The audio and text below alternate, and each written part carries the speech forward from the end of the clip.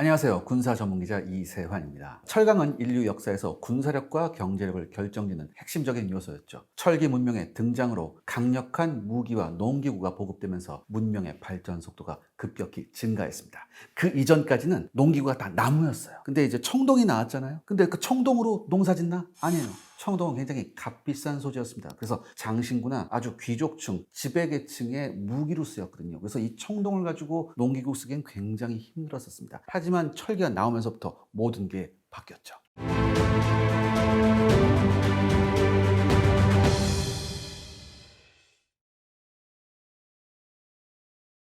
특히 전쟁의 승패와 국가의 명운까지 철기는 좌우할 수 있었습니다. 군사 및 무기 분야에서 철은 인류 역사상 가장 핵심적인 소재로 사용됐습니다. 그러니까 기원전 1600년경에 여러분 아실 거예요. 히타이트 문명이라고 있었습니다. 이 히타이트 문명은 철제 무기와 전차를 활용해서 메소포타미아와 이집트를 위협하며 강력한 제국을 건설했죠. 특히 청동보다 강한 철제 무기는요, 전투력을 극적으로 향상시켰고요. 히타이트는 철기 생산 기술을 국가 기밀로 유지하면서 강력한 군사력을 보유했습니다. 하지만 히타이트의 철기 기술이 유출되면서 철기 시대가 본격적으로 전개되었고요. 여러 국가들의 군사력이 비약적으로 발전합니다.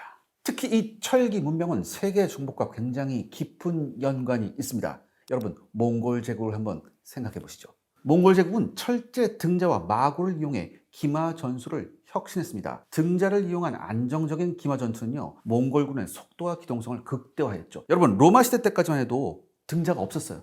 그래서 로마 시대 때 기병은 말 안장에 손잡이가 달려 있습니다. 한 손으로 손잡이 잡고 한 손으로 칼 뽑고 싸운 거였어요. 굉장히 불안정하죠. 그런데 이 등자가 나오면서 기병이 굉장히 안정성을 갖게 됩니다. 쉽게 말해서 기병이 검도 들고 창도 던질 수 있는 그런 시대가 와버린 거예요. 때문에 유럽과 아시아를 몽골이 정복하는데 이 철제 등자가 핵심적인 역할을 합니다. 이런 철제 무기와 등자 덕분에 몽골군은 개방된 전장에서 압도적인 기동력을 발휘했고요. 빠르고 강한 타격력으로 모든 적을 그야말로 휩쓸어 버렸죠. 그리고 시대가 지나면 지날수록 철강은 곧 국력이 됩니다. 20세기 철강 패권을 한번 예로 들어보죠. 거함 거포주의라고 한번 들어보셨을 겁니다. 사실 이 거함 거포주의의 가장 앞선 나라는 영국이었고요. 그 뒤를 바짝 쫓아간 게 의외로 일본이었습니다. 일본 제국은 철강의 군사적 활용에 굉장히 신경을 썼죠. 20세기 초 거함 거포주의에 따라서 일본은 철강을 대량으로 사용한 대형 전함 건조에 집중하게 됩니다. 결국 1941년 진주만 공습 이후 일본은 야마토급 전함을 건조해서 해군력을 강화하는데요. 이 야마토급 전함은요, 당연히 당시의 전함은 모두가 철로 돼 있죠. 근데 이게 배수량이 72,000톤입니다. 그리고 무려 460mm 거포를 장착하고 있죠. 이런 어마어마한 전함을 한 척도 아니라 두 척, 결국에는 여러 척 지으려고 했지만 이는 결과적으로 철강 낭비와 전략적 실패로 이어집니다. 결국 미국과 같은 산업 강국과의 총력전에서 일본은 철강 생산이 현저히 부족했고요. 사실 이 태평양 전쟁이 일어나기 전까지 일본 산업에서 철강은요, 대부분 어디에서 조달했냐면 미국산 고철에 절대적으로 의존했었어요. 그런데 이렇게 자기를 도와주는 나라의 뒤통수를 야구배트로 후려쳐본 거죠. 결국 거함 거포주의는 미군의 항공모함과 공중전 전술에 의해 무력화됩니다. 그런데요, 이런 태평양 전쟁에서의 일본의 철강 부족은요, 우리나라한테도 영향을 미쳤습니다. 바로 일제의 식민지 착취 정책 중에 하나인 한반도에서의 강제 철강 공출이었죠. 일본은요, 1930년대에서 40년대 전쟁 물자를 확보하기 위해 초선에서 대규모 고철 공출을 강행합니다. 농기구, 철제 가제 도구는 물론 사찰의 종까지 철강전으로 징발되었고요. 이는 한반도 산업 기반의 황폐화로 이어집니다. 그리고 2차 세계대전 말기 일본이 극심한 철강 부족에 시달리자 항공기 전함 건조에 철제 대신 목재까지 사용하는 지경에 이르렀죠. 그렇다면 여기서 이걸 우리가 살펴봐야 됩니다. 철강 기술 발전에 따른 무기는 어떻게 변화했을까?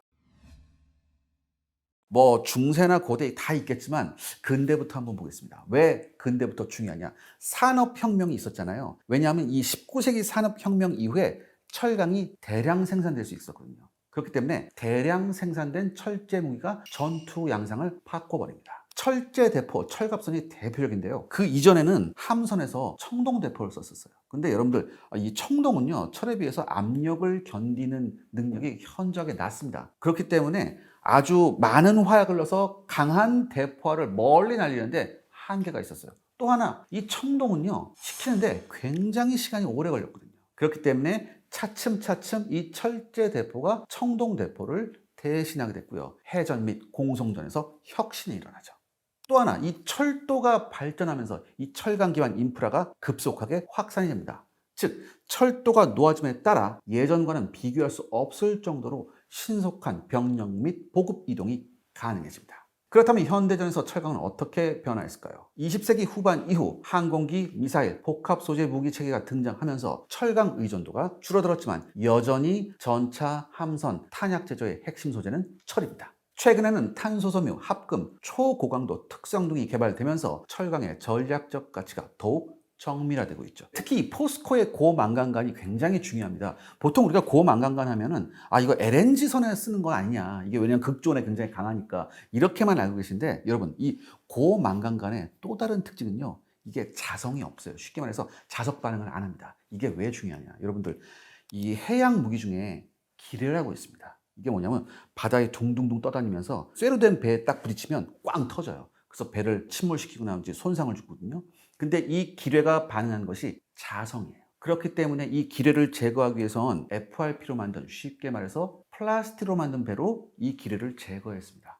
그런데 플라스틱으로 배를 만들면요, 배를 크게 못 만들어요. 조그만 배밖에 못 만들거든요. 그래서 이 기뢰를 없애는데 굉장히 힘이 듭니다. 그런데 이 고망간간을 이용하게 되면요, 배를 굉장히 크게 만들 수 있어요. 스틸이니까. 그렇기 때문에 이 고망간간이요, 앞으로 이 기뢰를 제거하는 소해 작업에 굉장히 혁신적인 소재로 각광받고 있습니다. 지금 군사 강국들이 이 고망간간에 굉장히 관심을 보이고 있어요. 이뿐만이 아닙니다. 전차 및 자주포, 보병 전투차의 강제, 그리고 잠수함의 강제까지 포스코의 특수강이 쓰이지 않는 곳이 없죠. 특히 이 잠수함 강제가 굉장히 중요한데요, 여러분들. 이게 일본하고 좀 비교를 해야 돼요. 일본은 잠수함을 복각식으로 만듭니다. 쉽게 말해서 겉면에 강제가 한 번 있고 안쪽에 강제가 한 번 더 있어요.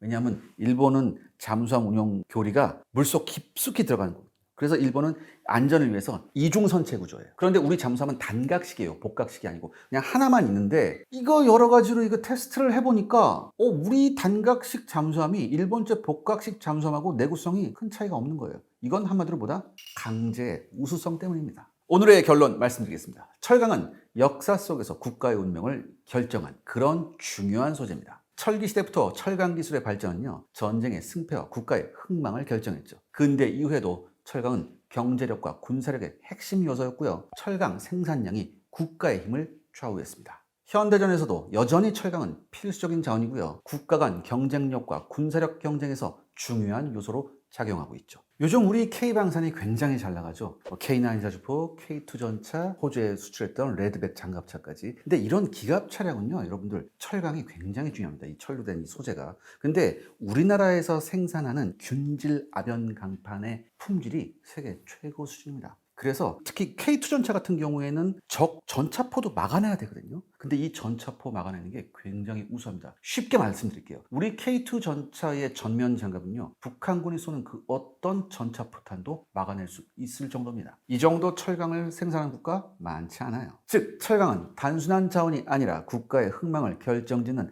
핵심 전략적 요소로 작용하고 있습니다. 이건 아마 미래도 변하지 않을 거예요. 오늘은 철강의 역사와 국가 전략적 가치로서의 철강의 중요성에 대해서 한번 알아봤습니다. 감사합니다.